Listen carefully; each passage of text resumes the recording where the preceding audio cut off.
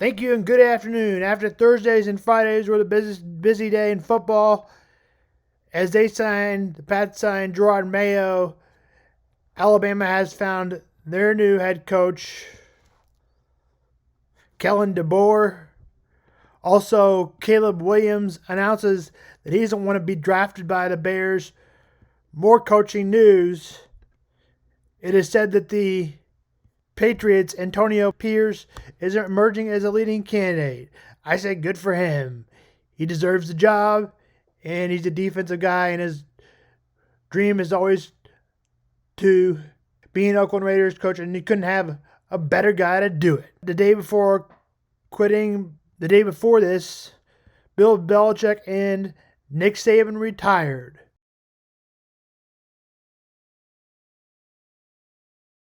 Browns and Texans will be the matchup on Sunday to start. Deshaun Watson would be versus his old team, but the Browns are on to their fourth starting quarterback of the season, Joe Flacco, who has never lost a divisional game and have won the most playoff games on the road with Tom Brady. Flacco will be a player to watch out for at the quarterback position. At the quarterback position for the Texans, C.J. Stroud. Also, watch out for Amari Cooper at the wide receiver spot for the Browns, and Nico Collins, a wide receiver spot for the Texans, and Dalton Schultz, who has some of the same skills as Travis Kelce. Now defense. Will Anderson will be a player to watch out for. He is questionable, though. Also, defensive end Jonathan Green, who has 12 sacks on the season.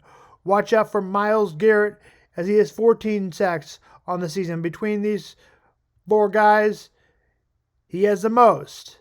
Steven Nelson, former Chief, has 4 interceptions. Watch out for him. I am taking the Browns by 4, 26-22.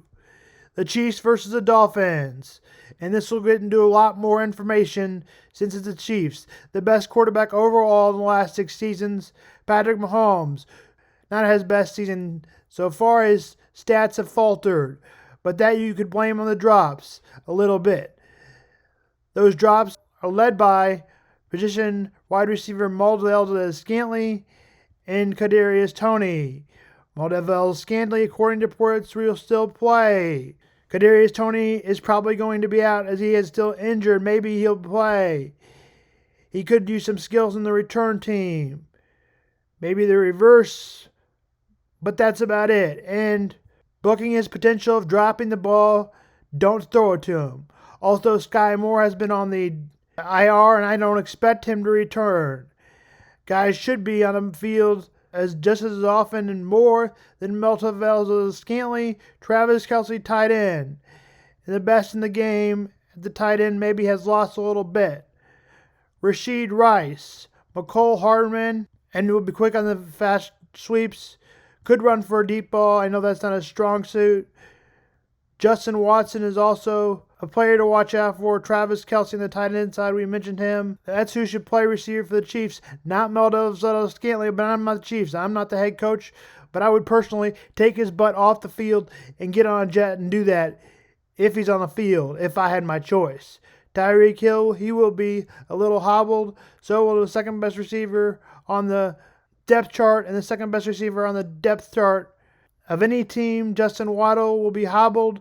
Justin Ross can play certain plays, but he is listed as questionable, maybe in the end zone. Chris Jones has been the best in the game. We'll see when his last game as a Chief comes, but I becomes this season, depending on their playoff wins, will decide when he's done with the Chiefs. Mike Dana, who has been a lot better this season.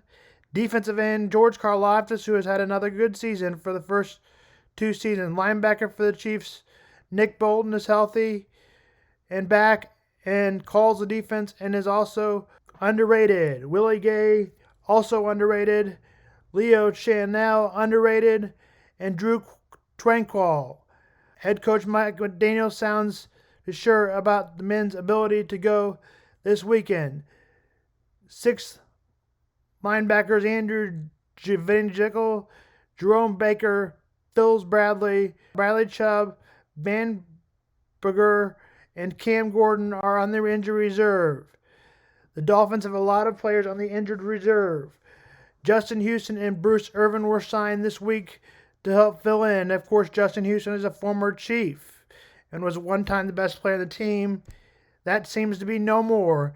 He doesn't have that much talent anymore. But it'll be interesting to see.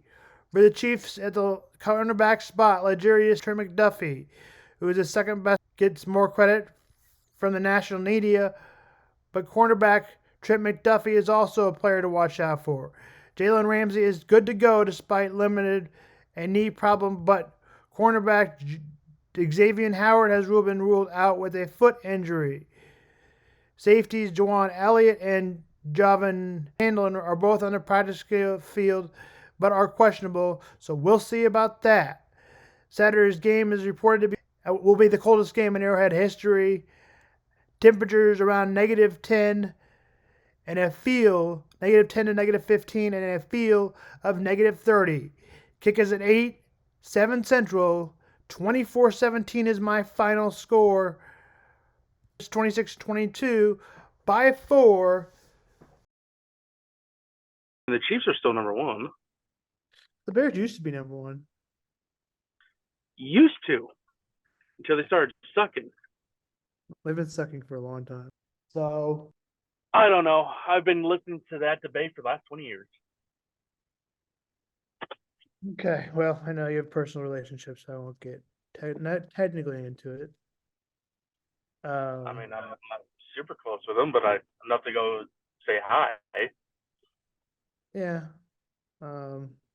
I think they probably should get a new owner. I think that's probably why they kept the coach. But Yeah, I don't know. I don't know what to think about them. They have a lot of proving to do. all right. Well, before I start with that, how is Logan doing?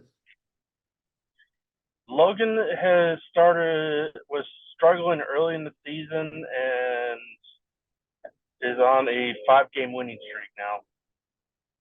Out of conference or in conference right now? It's all in conference. They are 3-0 in the conference, 2-0 in the conference, something like that. They got a big game tomorrow for a district game. So what are you doing today? Again, I've got production meetings going on with other clients. So, who was the guy who transferred to Missouri this year? Well, we'll get to the NFL. Texans play the Browns indoors. Cleveland favored by 1.5. You got Cleveland or Texans? I don't know. It's gonna be an interesting matchup across the board. I can take somebody. They've not been good for a long time. They could do the AFC Championship and got beat by the Chiefs. So, of course, that's the next game. They have to go to 8, coldest game in closest game in Kansas City history. Coldest game. Yeah, and we have been to a few playoff games that have been cold as shit. Who, the Chiefs? Yeah, me and you have. It's going to be cold, and Miami ain't going to be used to it. No. And Tua Tagovailoa said we're not going to wear gloves. So that game is at 8 o'clock. Chiefs are only favored by 4. Who you got? They haven't as good a year, but they did beat Miami. Chiefs all day. Okay, obviously that was a big matchup in Patrick Mahomes and Tua Tagovailoa, who wants to get paid over Mahomes for a little bit. They'll get paid more than Mahomes, and Mahomes will reset it. They've got one of the fastest teams in football, and that doesn't start out with you can't start with the fastest guy. Tyreek Hill. I like Tyreek. He's coming back. I don't know if I like him, but we should have kept him over Chris Jones. Oh, 100%. And Chris Jones will be done this year. So Travis Kelsey, obviously a good guy to get targets to him, but Rashid Rice, he's came into my zone. Rice is not on this list because he does have more receiving yards than Kelsey, I think. So obviously